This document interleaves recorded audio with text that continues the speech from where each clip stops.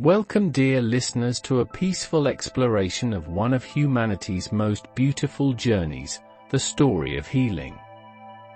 Tonight, as you rest comfortably, let us travel together through the gentle evolution of medical science, a tale of compassion, curiosity, and the eternal human desire to ease suffering. Close your eyes and imagine the soft glow of candlelight in ancient temples, where the first healers began their sacred work. This is where our story begins, in the quiet moments when humans first looked upon illness not as punishment, but as something that could be understood and treated with kindness. In the misty valleys of ancient Mesopotamia, over 5,000 years ago, gentle hands first pressed healing herbs against fevered brows. The Sumerians, these early guardians of wellness, created the world's first medical texts on clay tablets, their cuneiform symbols preserving remedies that spoke of willow bark for pain and honey for wounds. These ancient healers worked by moonlight and starshine, their voices soft as they chanted healing songs that drifted through reed-woven walls. The Code of Hammurabi, carved in smooth stone around 1750 BCE, included the world's first medical regulations. Picture the peaceful marketplaces where physicians practiced their craft under the watchful eyes of just laws, ensuring that healing remained a profession of honor and trust. These early doctors moved through their communities like gentle shepherds, tending to their flocks with primitive but caring methods. Along the fertile banks of the Nile, Egyptian physicians developed their art in the shadow of great pyramids. The Edwin Smith Papyrus, dating to around 1600 BCE, reveals surgical procedures described with the precision of poetry. Imagine the quiet halls of ancient hospitals where Egyptian doctors worked by oil lamplight, their movements deliberate and calm as they treated wounds with a mixture of honey, grease, and lint, a combination that modern science now knows contains natural antibiotics. The Egyptians understood the importance of cleanliness, bathing regularly and maintaining pristine conditions in their healing spaces. Their embalmers, working in peaceful chambers filled with frankincense and myrrh, unknowingly advanced anatomical knowledge, their careful observations laying groundwork for future generations of healers. In the verdant gardens of ancient India, Ayurvedic medicine bloomed like lotus flowers in sacred ponds. The Karaka Samhita and Sushruta Samhita, written in Sanskrit verses that flowed like gentle rivers, described surgical procedures and healing principles that emphasized balance and harmony. Picture sages in white robes moving through herb gardens at dawn, collecting morning dew-kissed plants for their healing preparations. These ancient Indian physicians understood that health was not merely the absence of disease, but a state of complete physical, mental, and spiritual well-being. They worked in ashrams surrounded by the soft chanting of mantras, their healing practices integrated with meditation and yoga, creating environments of profound peace where recovery could flourish naturally. As civilization advanced, the island breezes of ancient Greece carried new ideas about medicine and healing. In the 8th century BCE, Homer's epic spoke of Asclepius, the gentle god of healing, whose serpent-entwined staff remains a symbol of medicine today. Imagine pilgrims walking along olive-lined paths to healing temples, their footsteps soft on marble stones worn smooth by countless seekers of wellness. The Asclepians were perhaps the world's first hospitals, peaceful sanctuaries where patients slept in sacred halls, believing that healing dreams would visit them in the night. These temple hospitals featured natural springs, gardens filled with medicinal herbs, and libraries where physicians could study in quiet contemplation. The sound of flowing water and gentle music created atmospheres conducive to healing, environments that modern medicine is only now beginning to understand and appreciate. Hippocrates, born around 460 BCE on the sun-drenched island of Kos, transformed medicine from a mystical practice into a discipline of careful observation. Picture this father of modern medicine walking along Mediterranean shores at sunset, contemplating the relationship between environment and health. His famous oath, still recited by physicians today, begins with the gentle promise to first, do no harm. The Hippocratic writings describe diseases with the patience of a naturalist observing birds in flight. These physicians understood that healing required time, that recovery was a process as natural and unhurried as the changing of seasons.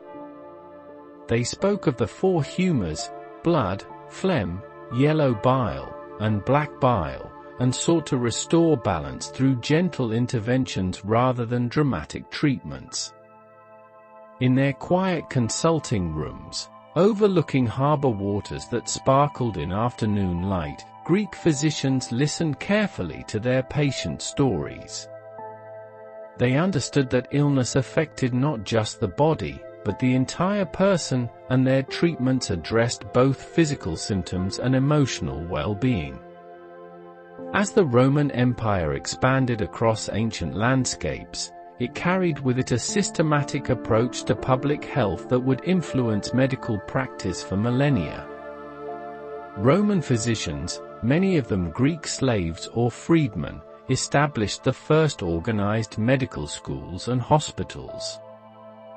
Picture the peaceful courtyards of Roman valetudinaria, military hospitals where wounded soldiers recovered under the care of skilled practitioners. The Romans built magnificent aqueducts that brought fresh mountain water to their cities, understanding intuitively that clean water was essential for health. Their public baths, fed by natural hot springs, became centers not just for hygiene but for social healing, places where citizens could relax and restore their spirits while caring for their bodies. Galen of Pergamon, perhaps the most influential physician of the Roman era, spent peaceful hours in anatomical study, his careful dissections of animals advancing understanding of human physiology. Born in 129 CE, Galen wrote extensively about the body's systems, his works becoming standard medical texts for over 1,000 years. Imagine him in his study, surrounded by scrolls and instruments, working by the steady light of olive oil lamps as he documented his discoveries. Roman military medicine advanced significantly during this period, with field surgeons developing techniques for treating battle wounds. These physicians worked in tent hospitals behind battle lines, their steady hands and calm demeanor providing comfort to wounded warriors. They developed surgical instruments of remarkable sophistication, tools that remained virtually unchanged for centuries. During Europe's quieter centuries, when scholarship retreated to monasteries and learning moved at the pace of carefully copied manuscripts, Islamic civilization became the guardian of medical knowledge. In the peaceful libraries of Baghdad, Cordoba, and Cairo, scholar physicians preserved and expanded upon Greek and Roman medical texts, their translations and commentaries flowing like calligraphy across parchment pages. Al-Razi, known in the West as Rhazes, worked in the gentle light of 9th century Baghdad, his observations of smallpox and measles recorded with the precision of a poet describing flowers. He established one of the world's first psychiatric hospitals, understanding that mental illness required the same compassionate care as physical ailments. Picture his hospital's gardens, where patients could walk among fountains and flowering trees as part of their recovery. Ibn Sina, called Avicenna in Europe, wrote his Canon of Medicine in the early 11th century, a comprehensive text that would guide physicians for 600 years. His work emphasized careful observation and gentle treatment, describing diseases with the thoroughness of a botanist cataloging rare orchids. The canon spoke of medicine as both art and science, requiring not just knowledge but wisdom and compassion. In the peaceful hospitals of medieval Islamic cities, physicians created environments that promoted healing through their very design. These hospitals featured separate wards for different conditions, libraries for medical education, and gardens where patients could rest among the gentle sounds of flowing water and singing birds. The hospital in Damascus, built in the 12th century, treated patients regardless of their ability to pay, establishing a tradition of compassionate care that continues today. Islamic physicians advanced surgical techniques, developing new instruments and procedures. Al-Zarawi, working in 11th century Cordoba, wrote detailed descriptions of surgical operations, his careful illustrations showing techniques that remained standard for centuries. His work was conducted with a gentle philosophy that surgery should be a last resort, attempted only when other treatments had failed. As Europe awakened from its quieter centuries, medical knowledge began flowing through new channels.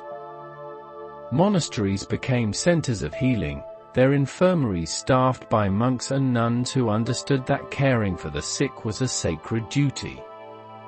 Picture these peaceful institutions, their herb gardens tended by gentle hands, their libraries filled with carefully copied medical texts. The school of Salerno, established in the 9th century in southern Italy, became Europe's first formal medical school. Here, in classrooms that looked out over the gentle Mediterranean, students from across Europe gathered to study anatomy, surgery, and the preparation of medicines. The school welcomed both men and women as students and teachers, recognizing that healing knew no boundaries of gender. Salerno's physicians wrote the Regimen Sanitatis, a medical poem that offered gentle advice for maintaining health.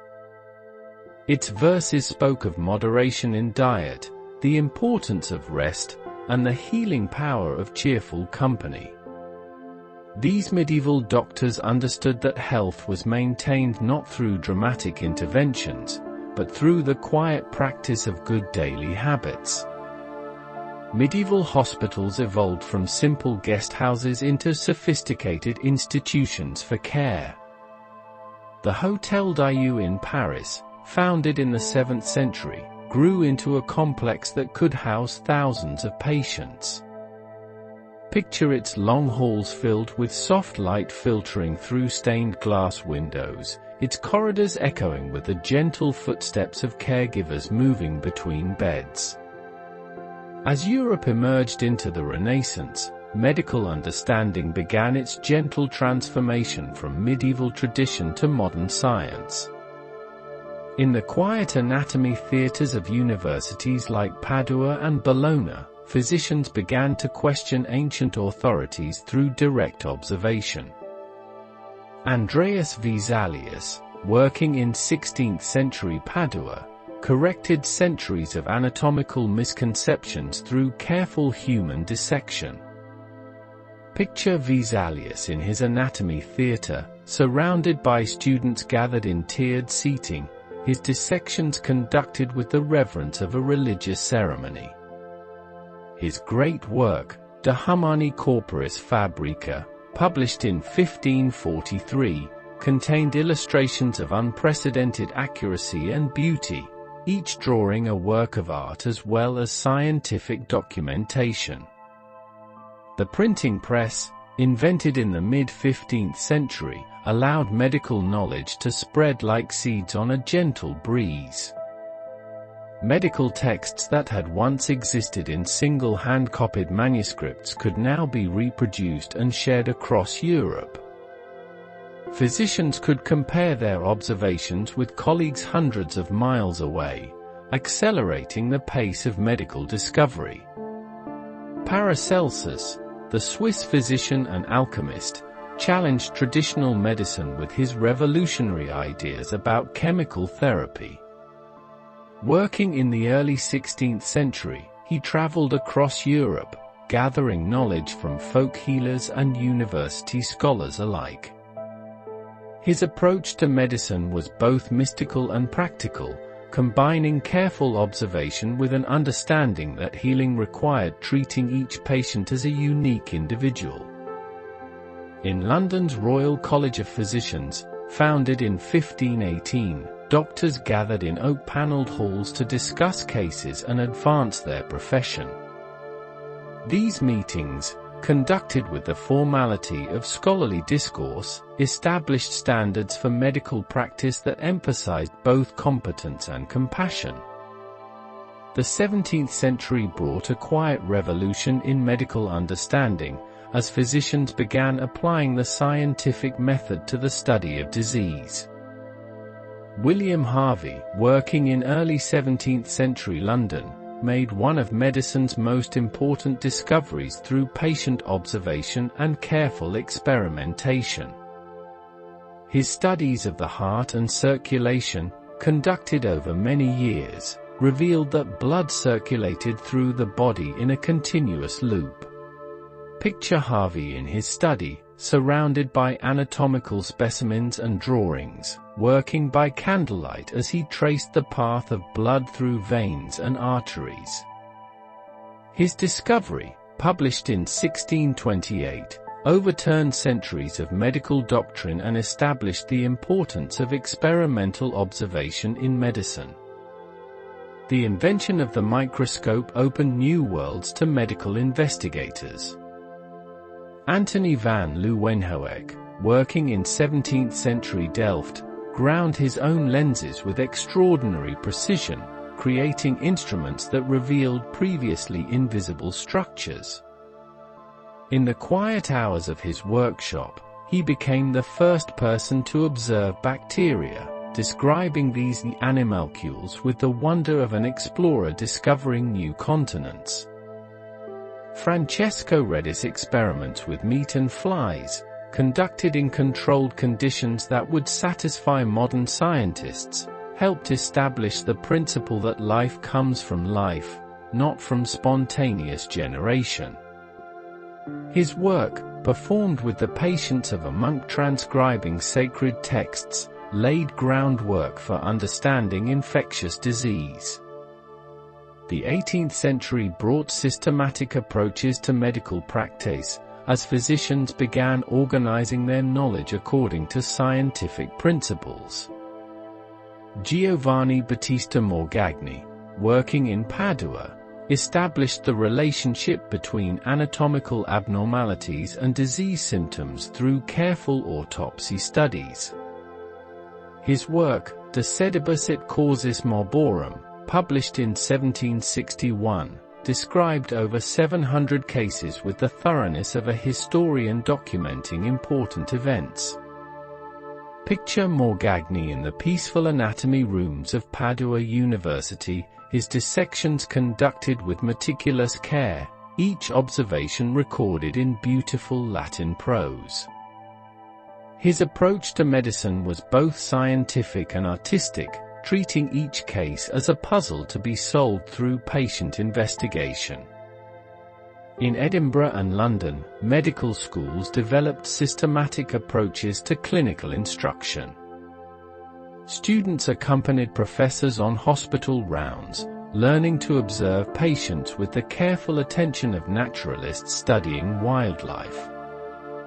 These teaching hospitals became laboratories where medical knowledge advanced through the quiet accumulation of cases and observations. The 18th century also saw the development of inoculation against smallpox, based on observations of folk practices in Turkey and Africa. Lady Mary Wortley Montagu, wife of the British ambassador to Constantinople, observed Turkish women deliberately inducing mild cases of smallpox to prevent severe disease. Her advocacy for this practice in England required considerable courage, as it challenged established medical opinion.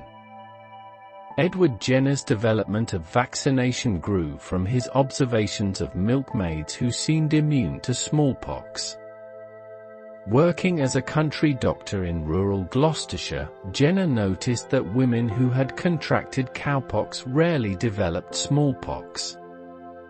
His careful experiments, conducted over many years, established vaccination as one of medicine's most important preventive measures. The 19th century marked medicine's transformation into a modern scientific discipline, with discoveries that would revolutionize human health. In the quiet laboratories of European universities, researchers began unraveling the mysteries of infection, anesthesia, and surgery with systematic investigation that combined careful observation with controlled experimentation. Ignaz Semmelweis, working in the maternity wards of Vienna General Hospital in the 1840s, made a discovery that would save countless lives through a simple observation. He noticed that women giving birth in wards staffed by doctors had much higher rates of childbed fever than those attended by midwives. Picture this Hungarian physician walking through hospital corridors, his mind troubled by the patterns he observed, searching for answers to this deadly puzzle. Semmelweis realized that doctors performing autopsies carried something deadly from the morgue to the maternity ward. His insistence that physicians wash their hands with chlorinated lime solutions dramatically reduced mortality rates. Though initially rejected by the medical establishment, his work established the importance of antisepsis and laid the foundation for modern infection control. The development of anesthesia transformed surgery from a desperate last resort to a precise therapeutic tool. In Boston's Massachusetts General Hospital, William Morton demonstrated the use of ether anesthesia in 1846, allowing surgeons to operate on unconscious patients free from pain. Picture the operating theater, filled with observers, as Morton administered ether to a patient before the removal of a neck tumor. The success of this demonstration spread rapidly around the world, ushering in a new era of surgical possibility. Simultaneously in London, Joseph Lister applied carbolic acid to surgical wounds, dramatically reducing post-operative infections. His work, inspired by Pasteur's studies of fermentation, established antiseptic surgery as standard practice. Lister's operating rooms, filled with the mist of carbolic spray, became showcases for the new surgical science. Perhaps no discovery transformed medicine more profoundly than the establishment of germ theory, the understanding that many diseases were caused by microscopic organisms. Louis Pasteur, working in his Paris laboratory, demonstrated that fermentation and putrefaction were caused by living microorganisms, not spontaneous generation. Picture Pasteur in his quiet laboratory, his swan neck flasks arranged on wooden benches, their curved shapes designed to allow air to enter while preventing contamination. Pasteur's work on rabies vaccination, developed through painstaking experiments with dogs, culminated in the successful treatment of 9-year-old Joseph Meister in 1885. The boy, bitten by a rabid dog, received a series of injections that prevented the development of this invariably fatal disease. This success established the scientific basis for immunization and launched the age of preventive medicine. In Germany, Robert Koch developed the systematic methods for identifying disease-causing bacteria that bear his name today. Koch's postulates established the criteria for determining whether a specific microorganism causes a particular disease. Working in his Berlin laboratory, Koch isolated the bacteria responsible for tuberculosis, cholera, and anthrax, providing clear evidence for the microbial basis of infectious disease. Picture Koch bent over his microscope, adjusting the focus as bacterial cultures came into sharp relief. His photographs of bacteria, among the first ever taken, revealed the invisible world that had plagued humanity since ancient times. The tubercle bacillus, appearing as tiny rods in his preparations, finally gave doctors a target to fight in the war against tuberculosis. The late 19th and early 20th centuries saw surgery evolve from a crude craft to a precise science. Antiseptic techniques, combined with improved anesthesia and better understanding of anatomy, allowed surgeons to attempt procedures that would have been impossible just decades earlier. In operating rooms equipped with electric lights and sterilized instruments, surgeons began exploring the interior landscapes of the human body with unprecedented confidence. William Halsted, working at Johns Hopkins Hospital in Baltimore, established many of the principles that guide modern surgery. His emphasis on gentle tissue handling, meticulous technique, and comprehensive surgical education created a new generation of surgeons. Picture Halsted in his operating room, his movements deliberate and precise, teaching students the art of surgery through patient demonstration and careful instruction. The development of rubber surgical gloves, initially created to protect the hands of Halsted's scrub nurse, whom he later married, became standard equipment in operating rooms worldwide. These simple innovations, combined with sterile gowns and masks, created the ritual of surgical preparation that continues today. Harvey Cushing, the father of modern neurosurgery, began operating on the human brain with techniques that seemed miraculous to earlier generations. Working at the turn of the 20th century, Cushing developed methods for safely accessing and treating brain tumors, establishing neurosurgery as a legitimate medical specialty.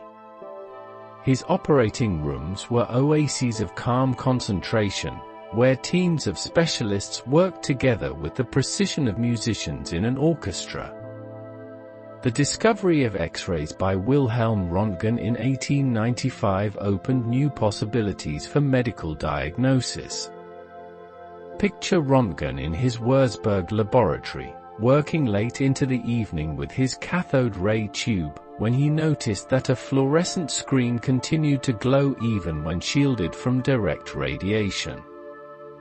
His first X-ray image, showing the bones in his wife's hand, revealed the interior structure of the living body without the need for surgical exploration. Within months of Röntgen's discovery, X-ray machines were being used in hospitals around the world. Battlefield surgeons used portable X-ray units to locate bullets and shrapnel in wounded soldiers, while civilian doctors could diagnose bone fractures and detect foreign objects with unprecedented accuracy. The development of the electrocardiogram by Willem Einthoven allowed physicians to study the electrical activity of the heart. Picture Einthoven in his Leiden laboratory, working with a string galvanometer so sensitive that it required special foundations to isolate it from vibrations. His recordings of heart rhythms, traced on moving photographic plates, revealed the electrical signatures of cardiac disease. The accidental discovery of penicillin by Alexander Fleming in 1928 marked the beginning of the antibiotic age. Picture Fleming in his London laboratory, returning from vacation to find that a mold contamination had killed bacteria in one of his culture plates. His observation that this mold, later identified as Penicillium notatum, could destroy dangerous bacteria launched a new era in medicine. Fleming's discovery remained largely theoretical until Howard Florey and Ernst Chain, working at Oxford during World War II, developed methods for mass-producing penicillin. Their work, conducted under wartime conditions, transformed Fleming's laboratory curiosity into a life-saving medicine. The first patients treated with purified penicillin experienced what seemed like miraculous recoveries from infections that had previously been fatal. Picture the quiet satisfaction in hospital wards as patients with pneumonia, sepsis, and wound infections began recovering at unprecedented rates. The development of streptomycin, chloramphenicol, and other antibiotics throughout the 1940s and 1950s provided physicians with an arsenal of weapons against bacterial infection. Selman Waksman's systematic search for antibiotic-producing microorganisms in soil samples led to the discovery of streptomycin, the first effective treatment for tuberculosis. Working in his Rutgers University laboratory, Waksman screened thousands of soil samples, searching for microorganisms that could kill bacteria. His methodical approach established the field of antibiotic research and earned him the Nobel Prize in 1952. The early 20th century brought new understanding of nutrition's role in health and disease. James Linn's 18th-century experiments with scurvy had hinted at the importance of dietary factors, but it wasn't until the 1900s that vitamins were identified as essential nutrients. Picture researchers in their laboratories, feeding carefully controlled diets to laboratory animals, observing the effects of nutritional deficiencies on growth and health. Casimir Funk, working in London, coined the term vitamin G in 1912, proposing that certain diseases were caused by the absence of vital substances in the diet. His work on beriberi established that this disease, common in populations eating polished rice, could be prevented by consuming rice bran containing what we now know as vitamin B1. The identification of vitamin D and its role in preventing rickets transformed understanding of childhood development. Researchers discovered that children could synthesize this essential vitamin through exposure to sunlight, explaining why rickets was more common in industrial cities where buildings blocked natural light. This discovery led to the fortification of milk with vitamin D, virtually eliminating rickets in developed countries. The development of sophisticated medical technology in the mid-20th century provided physicians with unprecedented tools for diagnosis and treatment.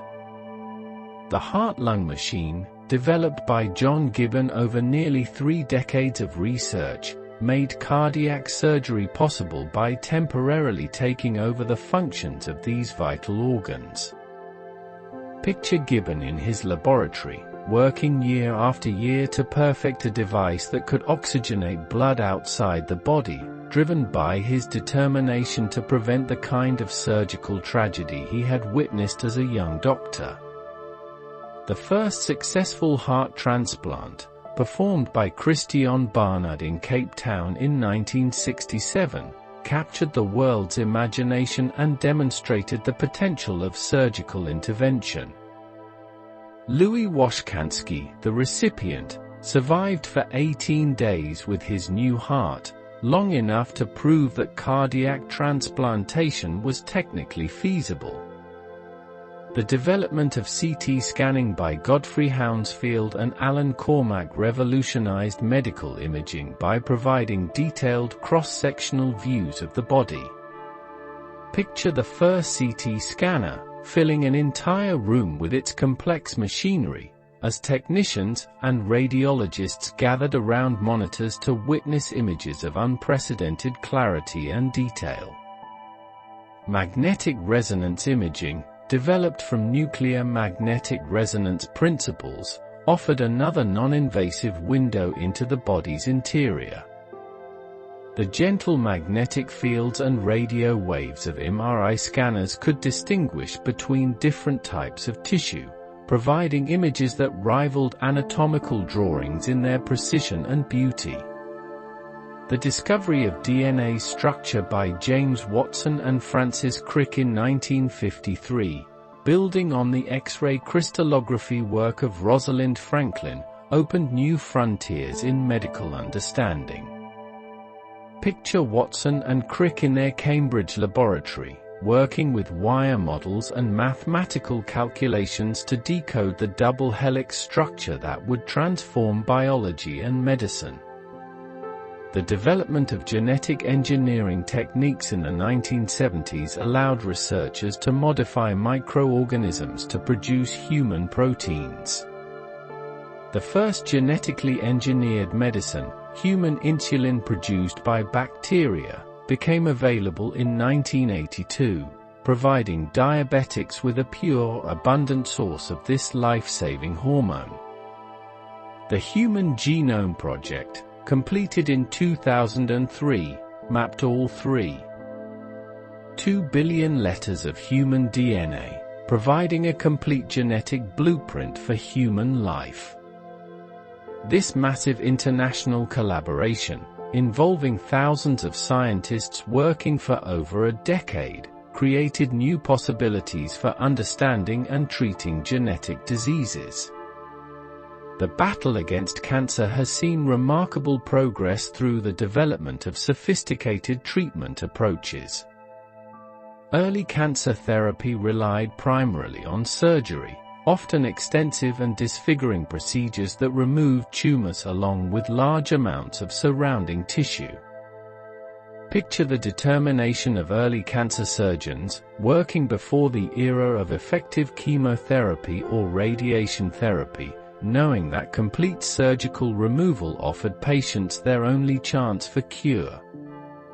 The development of radiation therapy began shortly after Röntgen's discovery of X-rays. Marie and Pierre Curie's work with radioactive elements revealed that radiation could destroy cancer cells, leading to the development of radium therapy in the early 1900s. Picture Marie Curie in her laboratory, surrounded by glowing samples of radium, unaware of the radiation exposure that would eventually claim her life but determined to unlock the therapeutic potential of these mysterious substances. Chemotherapy emerged from observations that mustard gas, used as a chemical weapon in World War I, could destroy white blood cells. Researchers reasoned that similar compounds might be effective against leukemia and lymphoma, cancers of the blood-forming system. The first chemotherapy treatments, administered in the 1940s, produced dramatic but temporary remissions in children with leukemia, offering hope where none had existed before. The development of organ transplantation required advances in surgery, immunology, and organ preservation. The first successful kidney transplant, performed between identical twins in 1954, proved that organs could function normally after transplantation. Picture the surgical team at Boston's Peter Bent Brigham Hospital, working through the night to connect blood vessels and transplant a healthy kidney from one twin to save the life of his brother dying from kidney failure. The discovery and development of immunosuppressive drugs made transplantation possible between unrelated individuals. Cyclosporine, derived from a soil fungus, selectively suppressed the immune response that would otherwise reject transplanted organs. This breakthrough, developed in the 1970s, transformed transplantation from an experimental procedure to standard treatment for organ failure. While dramatic surgical and pharmaceutical advances captured public attention, some of medicine's greatest victories came through public health measures that prevented disease before it could strike.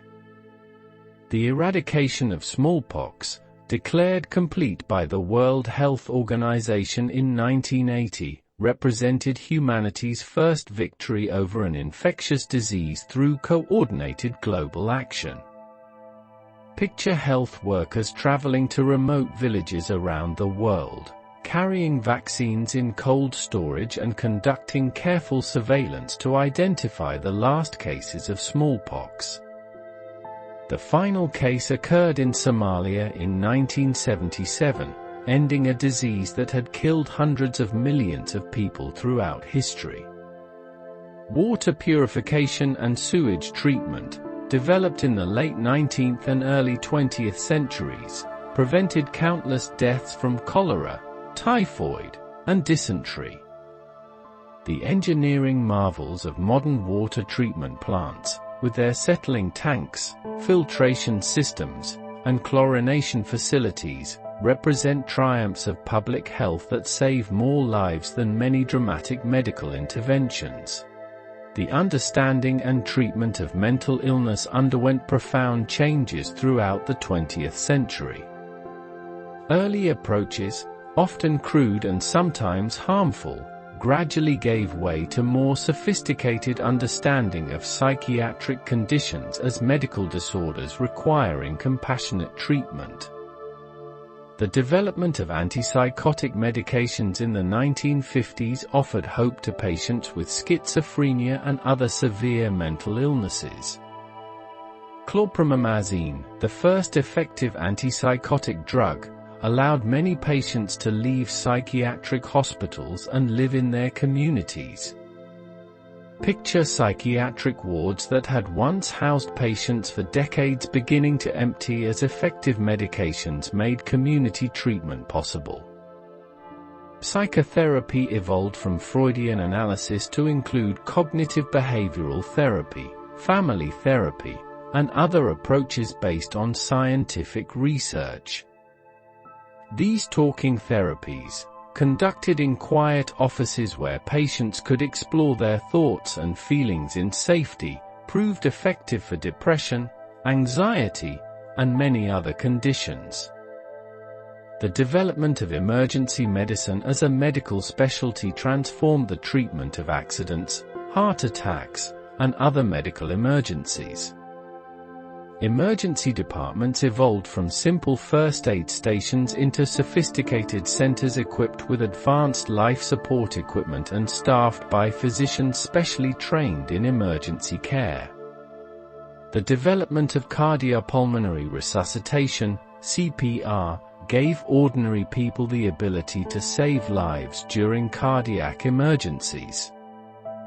Picture the first CPR training classes, where participants practice chest compressions on mannequins, learning skills that would allow them to maintain circulation and breathing until professional help arrived. Emergency medical services, coordinated through 911 systems, created networks of paramedics, ambulances, and hospitals that could respond rapidly to medical emergencies. The golden hour concept, the critical first hour after serious injury, emphasized the importance of rapid treatment in saving lives and preventing disability. Advances in reproductive medicine have given hope to couples struggling with infertility and provided new options for family planning. The development of birth control pills in the 1960s, based on synthetic hormones that prevented ovulation, gave women unprecedented control over their reproductive lives. In vitro fertilization, first successfully accomplished in 1978 with the birth of Louise Brown in England, offered new possibilities for couples unable to conceive naturally. Picture the careful laboratory work required to fertilize human eggs outside the body, the precise timing and temperature control needed to nurture early embryonic development. Minimally invasive surgery, developed in the late 20th century, allows surgeons to perform complex procedures through small incisions using specialized instruments and cameras. Laparoscopic surgery, initially used for gallbladder removal, expanded to include procedures throughout the abdomen, reducing patient discomfort and speeding recovery.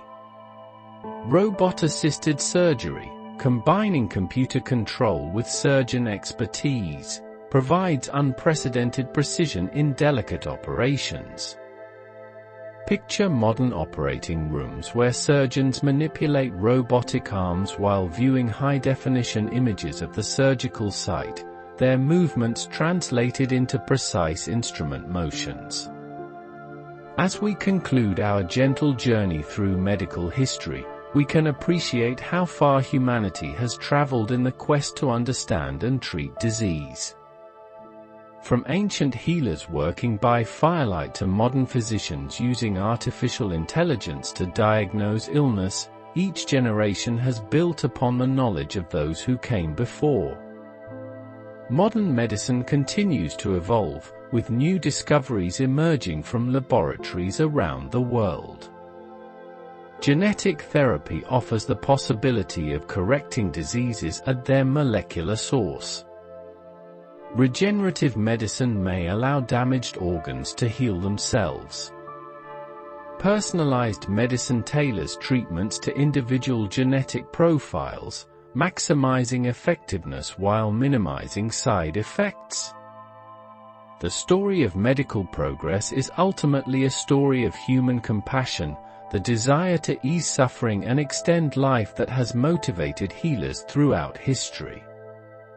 From Hippocrates taking his oath in ancient Greece to modern physicians working in intensive care units, the fundamental mission remains unchanged: to heal when possible, to comfort always, and to serve with dedication and skill. As you drift toward peaceful sleep, carried by the gentle rhythm of this story, remember that you are part of this continuing narrative.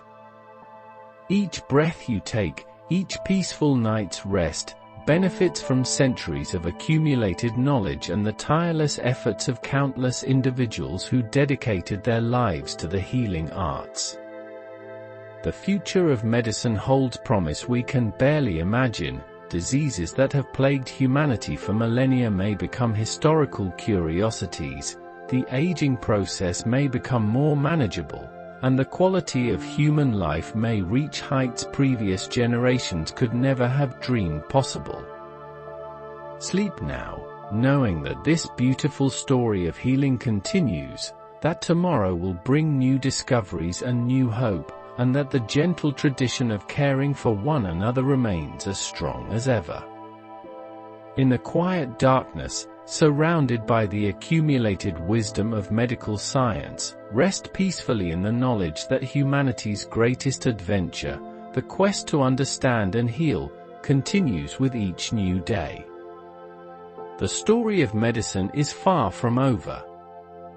It continues in research laboratories where scientists work through the night, in hospitals where dedicated caregivers tend to the sick, and in communities around the world where public health workers strive to prevent disease and promote wellness. This ongoing narrative of discovery, compassion, and hope will continue as long as humans care for one another, ensuring that the gentle art of healing remains humanity's most noble pursuit. The transformation of medical education from apprenticeship to formal academic training represents one of medicine's quietest yet most important revolutions. In ancient times, aspiring physicians learned their craft by following master healers through their daily rounds, absorbing knowledge through careful observation and patient practice. Picture these early students walking behind their mentors through village streets, carrying leather bags filled with herbs and simple instruments, their education unfolding naturally through seasons of dedicated service. The University of Bologna, established in the 11th century, began offering formal medical instruction that combined theoretical knowledge with practical experience. Students gathered in stone halls illuminated by tall windows, listening to lectures delivered in Latin while following along in carefully copied texts. The curriculum included not just medical knowledge but philosophy, astronomy, and natural science, reflecting the medieval understanding that healing required comprehensive wisdom. Medieval medical schools required students to master the works of ancient authorities before attempting to treat patients independently. This reverence for tradition, while sometimes limiting innovation, ensured that hard-won knowledge passed safely from generation to generation. Picture students bent over parchment manuscripts by candlelight, copying medical texts by hand, each word inscribed with the care of a monk illuminating sacred scripture. The Renaissance brought new approaches to medical education, with schools like the University of Padua pioneering anatomical instruction based on human dissection.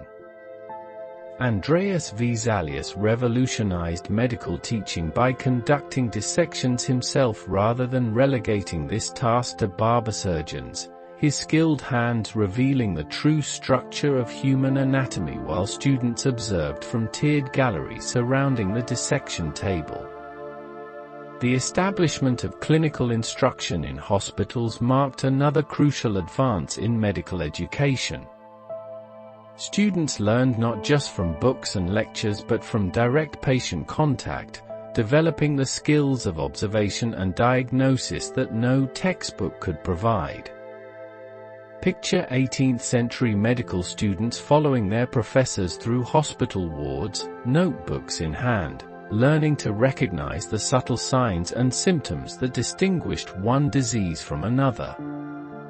Thomas Sydenham, known as the English Hippocrates, emphasized bedside teaching and careful clinical observation in 17th-century London.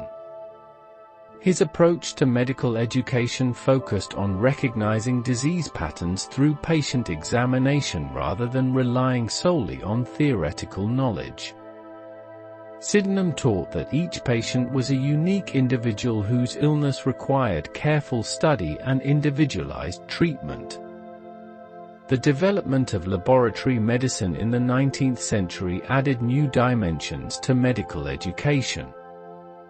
Students learned to use microscopes, analyze blood and urine samples, and culture bacteria, skills that transformed diagnosis from educated guesswork into precise science. Picture medical students hunched over microscopes in quiet laboratories, adjusting focus to bring bacterial cultures into sharp detail, their observations recorded in careful sketches and detailed notes.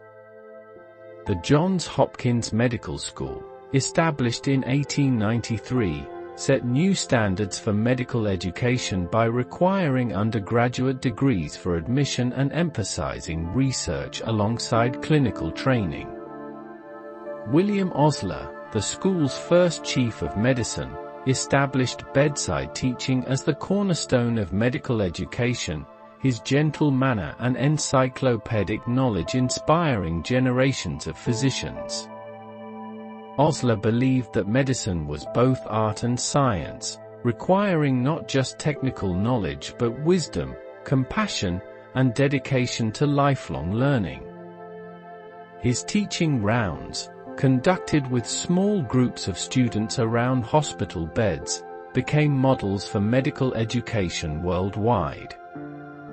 Picture Osler moving quietly between patients, his observations delivered in soft tones that somehow managed to instruct students while respecting the dignity of those under his care.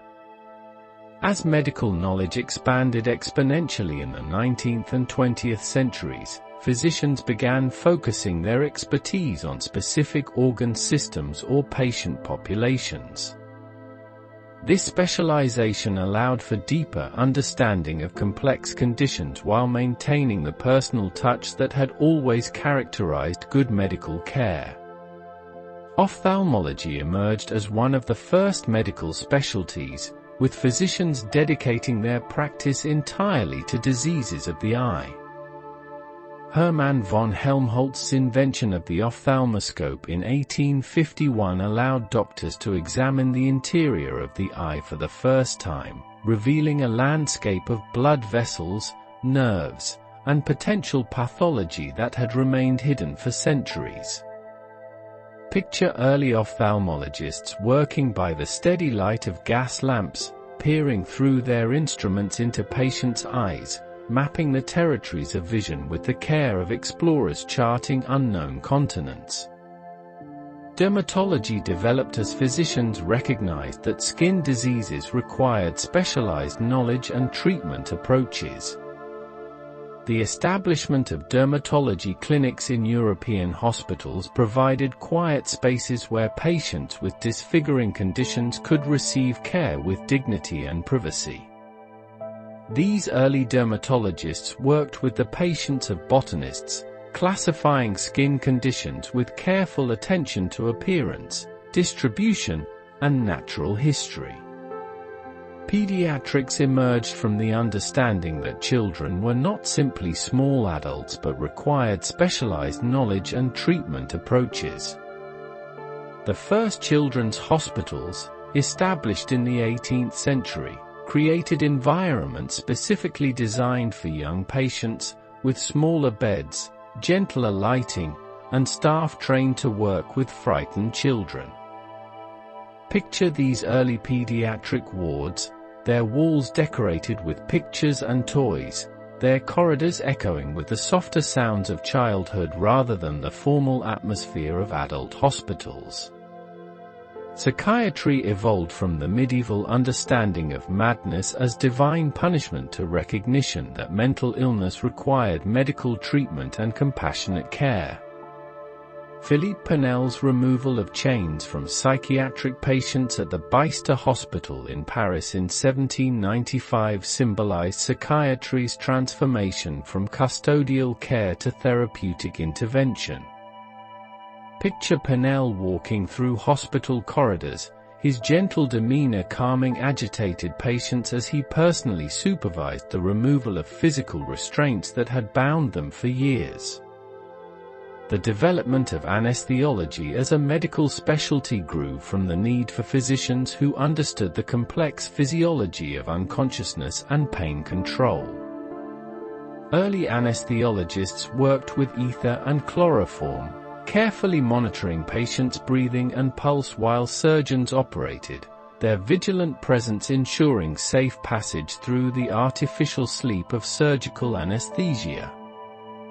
Radiology emerged almost immediately after Röntgen's discovery of X-rays, with physicians quickly recognizing that interpreting these invisible images required specialized training and experience.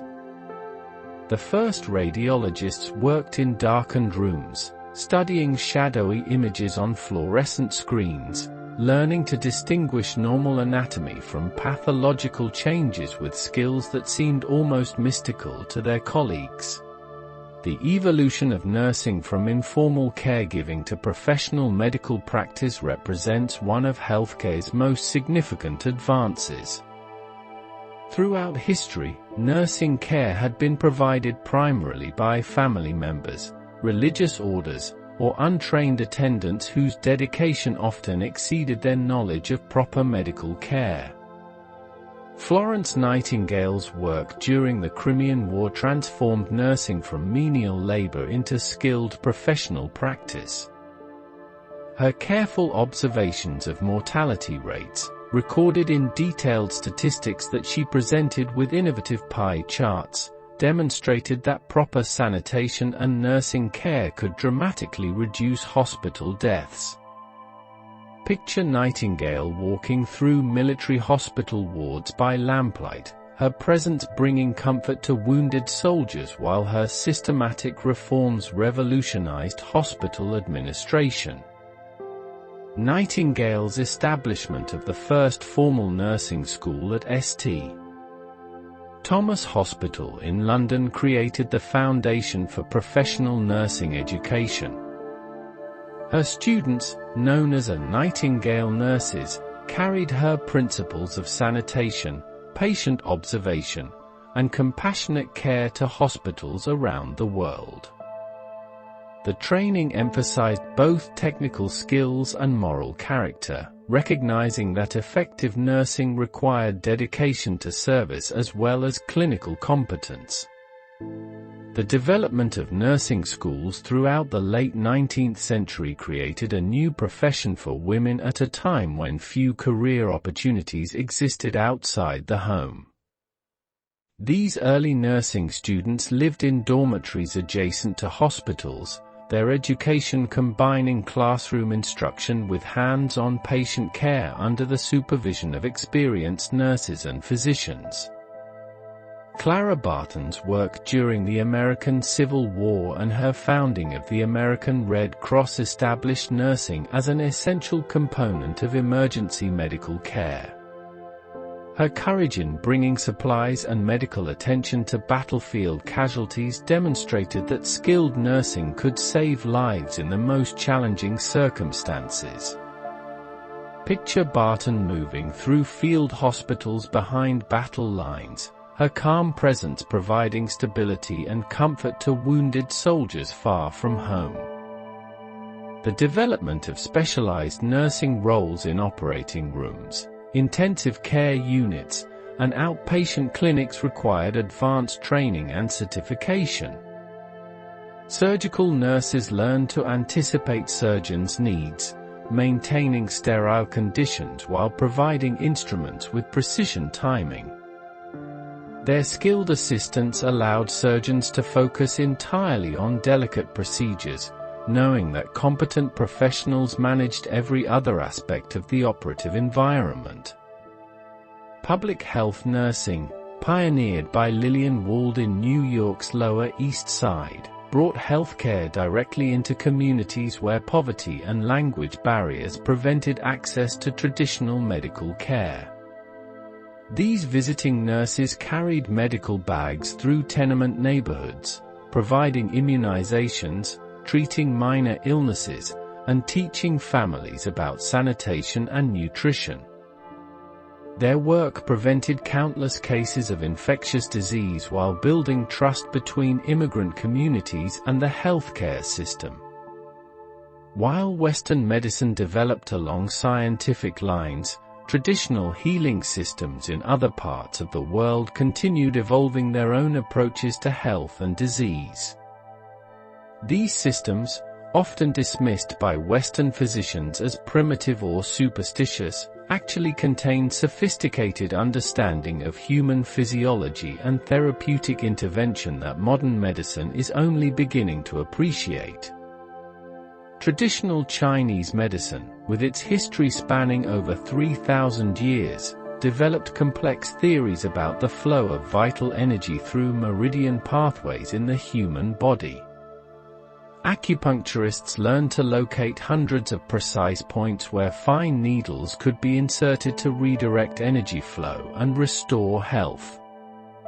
Picture ancient Chinese physicians working by candlelight, their movements deliberate and calm as they place needles with millimeter precision, their patients relaxing into the gentle sensation of restored balance. The Chinese pharmacopoeia included thousands of plant, mineral, and animal substances, each categorized according to its energetic properties and therapeutic effects. Traditional Chinese doctors spent years memorizing complex formulations, learning to combine herbs in precise proportions to address each patient's unique constitution and illness pattern. Their approach to medicine emphasized prevention and balance rather than dramatic intervention, seeking to strengthen the body's natural healing capacity rather than simply suppressing symptoms. Ayurvedic medicine in India developed equally sophisticated approaches to health maintenance and disease treatment. Ayurvedic physicians understood that each individual possessed a unique constitutional type that determined their susceptibility to illness and their optimal treatment approaches. Picture Ayurvedic doctors working in peaceful garden settings, taking detailed histories that included not just physical symptoms but emotional patterns, dietary habits, and spiritual practices. The Ayurvedic approach to surgery, described in ancient texts like the Sushruta Samhita, included procedures for cataract removal, kidney stone extraction, and plastic reconstruction that remained unsurpassed for centuries. These ancient surgeons worked with instruments crafted from the finest metals, their techniques refined through generations of careful observation and practice. Native American healing traditions emphasized the connection between physical health and spiritual well-being, understanding illness as disruption in the harmony between individuals and their environment. Native healers worked with medicinal plants that grew in their local regions, developing extensive knowledge about the therapeutic properties of indigenous flora. Picture medicine men and women gathering plants at dawn, their movements guided by seasonal cycles and lunar phases, their preparations blessed through ceremonies that honored the healing power of nature. The sweat lodge ceremonies of many Native American tribes combined physical purification with spiritual renewal, understanding that healing often required addressing both bodily and emotional imbalances. These rituals, conducted in carefully constructed shelters heated with glowing stones, created environments where individuals could release physical toxins while experiencing spiritual transformation. The understanding that mental and emotional states profoundly influence physical health has ancient roots but achieved scientific recognition only in the modern era. Ancient healers intuitively understood that hope, fear, and social support affected recovery from illness, but quantifying these relationships required the development of modern psychological research methods. The placebo effect, long dismissed as mere suggestion or wishful thinking, has proven to be a genuine physiological phenomenon involving the release of natural pain-relieving chemicals in the brain. Studies have shown that patients who believe they are receiving effective treatment often experience real improvement, even when given inactive substances. This discovery has profound implications for understanding the relationship between mind and body in healing processes. The development of psychosomatic medicine recognized that many physical symptoms had psychological origins or components. Physicians learned to look beyond obvious physical causes when patients presented with unexplained symptoms, understanding that stress, anxiety, and depression could manifest as headaches, digestive problems, and chronic pain. Picture physicians working patiently with such patients, taking time to understand not just their physical symptoms but their life circumstances and emotional states. The study of stress and its effects on health revealed complex interactions between psychological states and immune function. Hans Seeley's research on stress responses showed that chronic emotional stress could suppress immune function, increase susceptibility to infection, and accelerate aging processes. His work established the scientific foundation for understanding how social support, relaxation techniques, and stress management could contribute to physical health. The development of biofeedback techniques allowed patients to learn conscious control over usually automatic bodily functions like heart rate, blood pressure, and muscle tension. These approaches, combining ancient meditation techniques with modern electronic monitoring, gave patients active roles in their own healing processes. Picture patients sitting quietly in comfortable chairs, watching electronic displays that showed their physiological responses, learning to influence their own autonomic nervous systems through focused attention and relaxation. The evolution of maternal and child health represents one of medicine's most important achievements, transforming childbirth from a dangerous ordeal that claimed countless lives into a generally safe and joyful experience.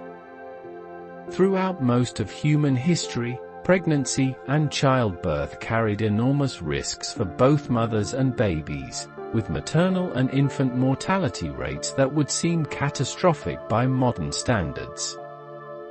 The development of obstetrics as a medical specialty began with physicians who recognized that childbirth complications required specialized knowledge and intervention. These early obstetricians worked to understand the mechanics of labor and delivery, developing instruments and techniques that could assist difficult births while minimizing trauma to mother and child. Ignaz Semmelweis's discovery that hand-washing prevented childbed fever saved countless mothers' lives by reducing puerperal sepsis, a deadly infection that had made childbirth in hospitals more dangerous than delivery at home. His work established the importance of antisepsis in obstetric care, though acceptance of his findings came slowly and at great cost in preventable deaths. The development of safe cesarean section techniques provided alternatives when vaginal delivery proved impossible or dangerous.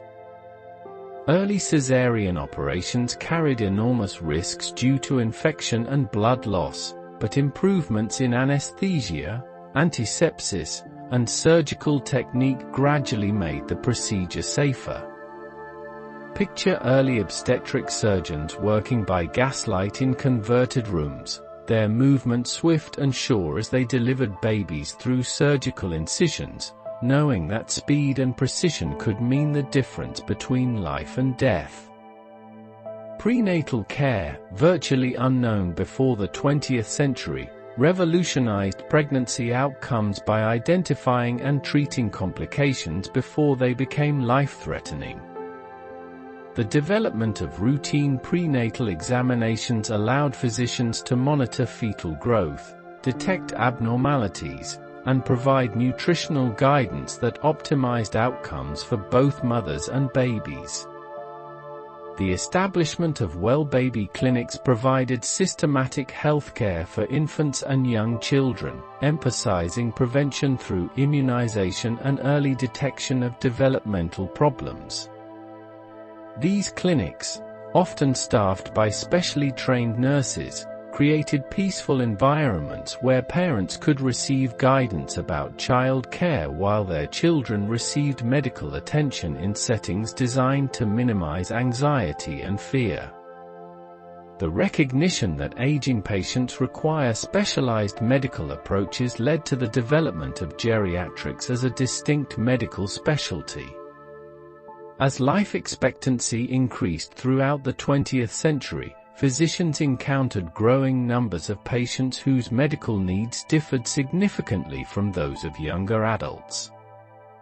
Marjorie Warren, working in London during the 1930s, established many of the principles that guide modern geriatric care.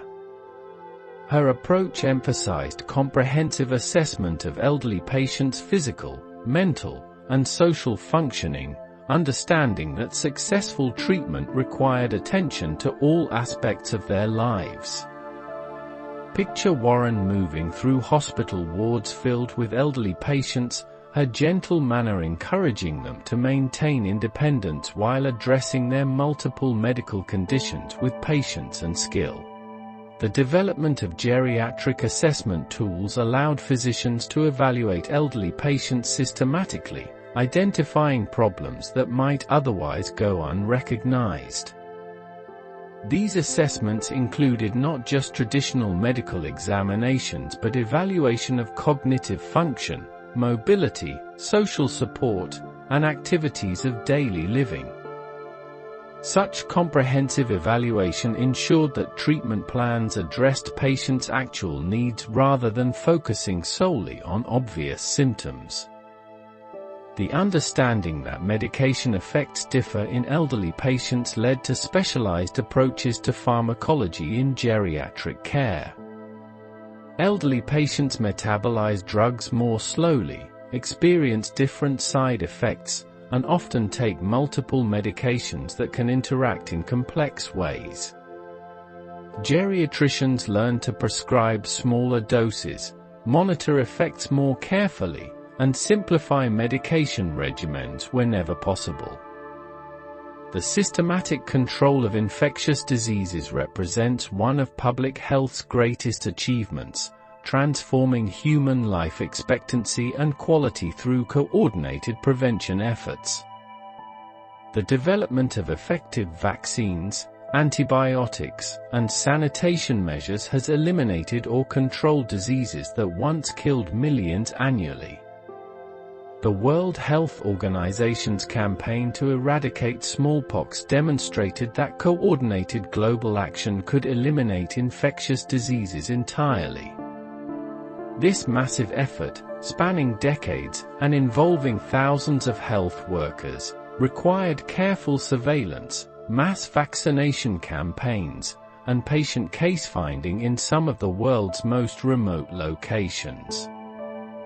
Picture health workers traveling by foot, bicycle, and boat to reach isolated villages, carrying vaccine supplies in cold storage while maintaining detailed records of every person immunized. The development of childhood immunization programs created systematic approaches to preventing infectious diseases before they could strike. The combination of vaccines against diphtheria, pertussis, tetanus, polio, measles, mumps, and rubella transformed childhood from a period of constant infectious disease threat into a generally healthy time of growth and development. Polio eradication efforts, led by organizations like Rotary International, brought together government agencies, international organizations, and volunteer groups in coordinated campaigns that have nearly eliminated this crippling disease from the world. Picture volunteers working in schools and community centers, administering oral polio vaccine to long lines of children while maintaining cold chains that preserved vaccine potency in tropical climates. The understanding and treatment of heart disease evolved from crude observations about circulation to sophisticated interventions that can restore normal heart function even after massive cardiac damage. Early physicians recognized that the heart was essential for life but understood little about its actual function or the diseases that affected it. William Harvey's demonstration of blood circulation in the early 17th century established the foundation for understanding cardiovascular disease. His careful experiments, conducted over many years, proved that blood moved through the body in a continuous circuit, with the heart serving as the pump that maintained circulation. Picture Harvey in his study, working with live animals to trace the path of blood through arteries and veins, his observations revolutionizing understanding of human physiology. The development of blood pressure measurement allowed physicians to detect hypertension, a silent condition that significantly increases risks of heart attack and stroke. Scipion Reeve-Verrocchi's invention of the sphygmomanometer in 1896 gave doctors a simple tool for monitoring this vital sign, while Nikolai Kurotkov's discovery of the sounds that indicate systolic and diastolic pressures made blood pressure measurement practical for routine clinical use. The electrocardiogram, developed by Willem Einthoven in the early 1900s, provided the first window into the heart's electrical activity. His original machines required patients to place their hands and feet in bowls of salt water while sensitive galvanometers recorded the tiny electrical currents generated by cardiac muscle. Picture patient sitting patiently in Einthoven's laboratory while his massive string galvanometer traced their heart rhythms on moving photographic plates, revealing the electrical signatures of cardiac health and disease. Cardiac catheterization, pioneered by Werner Forssmann, who performed the first procedure on himself in 1929, allowed direct measurement of pressures within the heart and visualization of coronary arteries. Forssmann's dramatic self-experiment, conducted in secret against his superior's wishes, involved threading a urologic catheter through a vein in his arm directly into his heart while watching its progress on a fluoroscopic screen. The development of coronary angioplasty by Andreas Grunzig provided alternatives to cardiac surgery for treating blocked coronary arteries. His technique, first performed in 1977, involved threading a balloon-tipped catheter into narrowed arteries and inflating it to compress plaque against arterial walls. Picture Grunzig working in his catheterization laboratory, watching fluoroscopic images as he carefully positioned his balloon catheters, his steady hands and patient approach opening blocked arteries without the trauma of open-heart surgery. The discovery and understanding of hormones revolutionized treatment of diseases that had previously been mysterious and often fatal. The endocrine system, with its complex network of glands producing chemical messengers that regulate virtually every bodily function, remained largely unknown until the 20th century. The isolation of insulin by Frederick Banting, Charles Best, and their colleagues transformed diabetes from a fatal disease into a manageable chronic condition. Working through the summer of 1921 in a hot laboratory at the University of Toronto, these researchers extracted the hormone from pancreases of experimental animals, testing their preparations on diabetic dogs before attempting human treatment. Picture Leonard Thompson, the first human to receive insulin injections, his condition improving dramatically as his blood sugar levels normalized under careful medical supervision. The development of synthetic hormones allowed treatment of various endocrine disorders that had previously been incurable.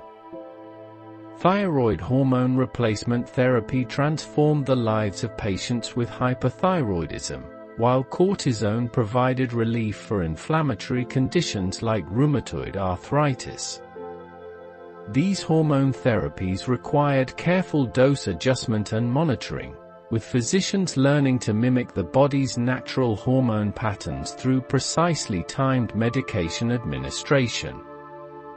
The discovery of reproductive hormones led to development of birth control pills and fertility treatments that gave couples unprecedented control over reproduction. The oral contraceptive pill, developed in the 1960s, combined synthetic estrogen and progesterone to prevent ovulation, providing reliable contraception for the first time in human history. Picture the quiet revolution that occurred as women gained control over their reproductive lives, allowing them to pursue education and careers previously denied by the unpredictability of pregnancy.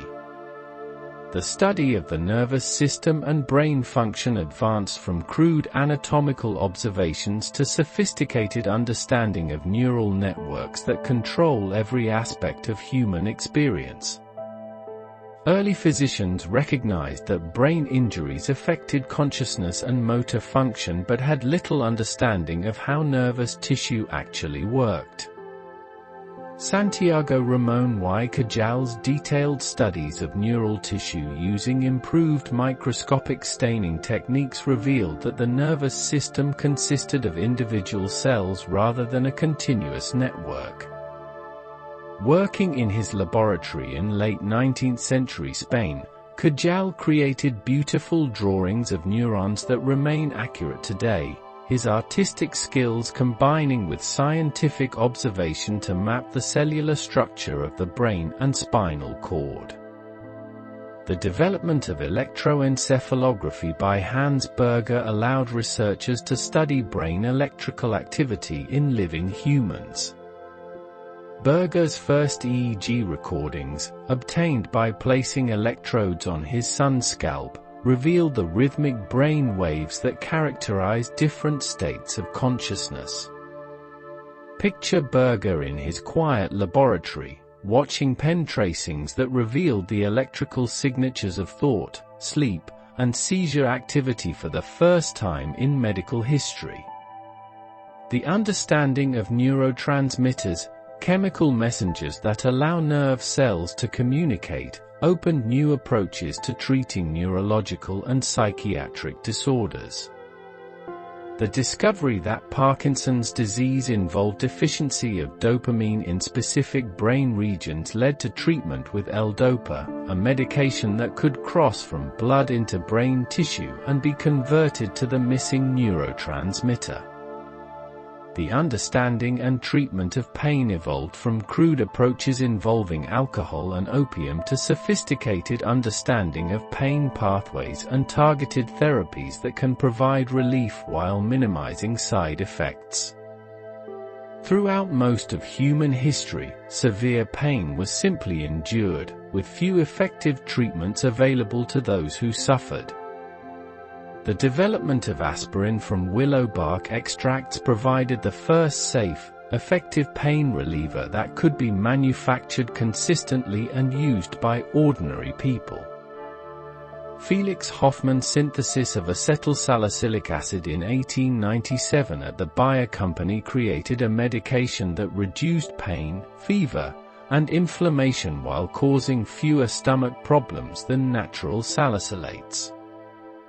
The discovery of endorphins, natural pain-relieving chemicals produced by the brain, revealed that the body possessed its own mechanisms for controlling pain.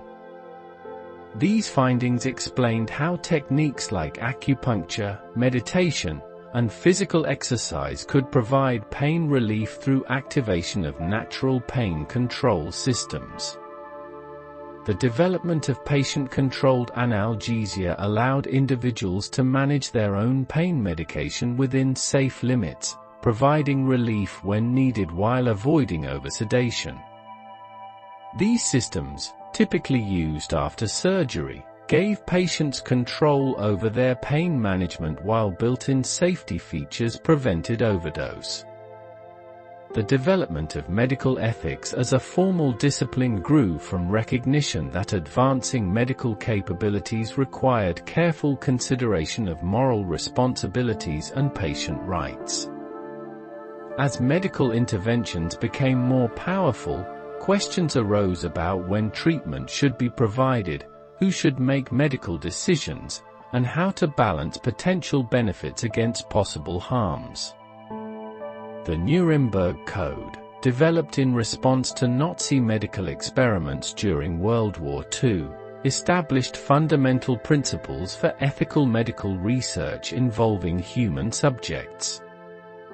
These principles, emphasizing voluntary informed consent and favorable risk-benefit ratios, created international standards that protect research participants while allowing medical knowledge to advance through carefully designed studies. The development of bioethics as an academic discipline brought philosophers, theologians, and social scientists into dialogue with physicians and researchers about the moral dimensions of medical practice. Bioethics committees in hospitals began reviewing difficult cases, providing forums where healthcare providers, patients, and families could explore ethical issues in supportive environments. The principle of informed consent evolved from simple permission seeking to comprehensive communication about treatment options, risks, benefits, and alternatives. This evolution reflected growing recognition that patients had rights to make their own medical decisions based on complete information about their conditions and treatment choices.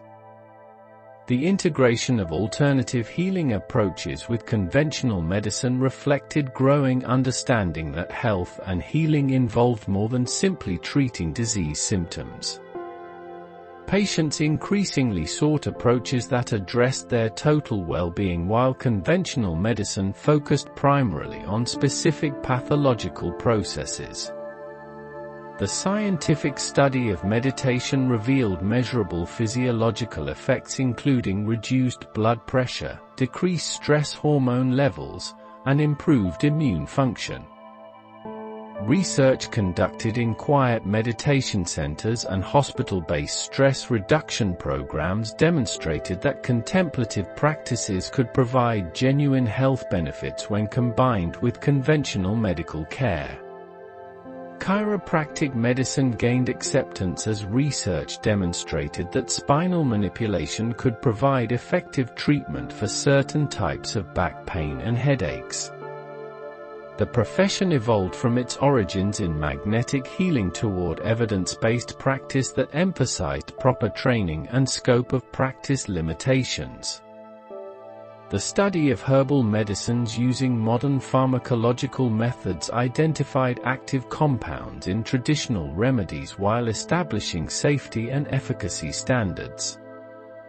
This research validated some traditional uses while identifying potentially dangerous interactions between herbs and conventional medications. The recognition that infectious diseases and health problems in one part of the world could affect populations everywhere led to coordinated international health efforts. Organizations like the World Health Organization, Doctors Without Borders, and the Centers for Disease Control developed programs that addressed health challenges requiring global cooperation. The eradication of smallpox demonstrated that coordinated international action could eliminate diseases entirely from human populations. This achievement required cooperation between countries with different political systems, economies, and healthcare infrastructures, proving that common health challenges could unite humanity in common cause.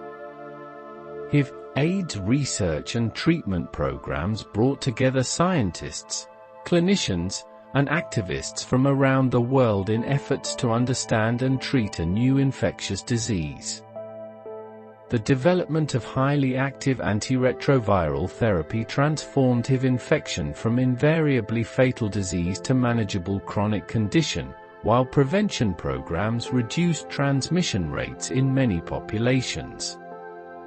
Malaria control efforts combine traditional public health measures like mosquito control with new approaches including insecticide-treated bed nets and artemisinin-based combination therapies. These programs required long-term commitments and community participation to achieve sustained reductions in malaria transmission. As our gentle journey through medical history draws toward its peaceful conclusion, we can envision the promising developments that lie ahead. Regenerative medicine may allow damaged organs to heal themselves through stem cell therapies and tissue engineering approaches that harness the body's natural repair mechanisms. Personalized medicine, based on individual genetic profiles and biomarkers, promises treatments tailored specifically to each patient's unique characteristics. These approaches may maximize therapeutic benefits while minimizing adverse effects, making medical care more effective and safer than ever before.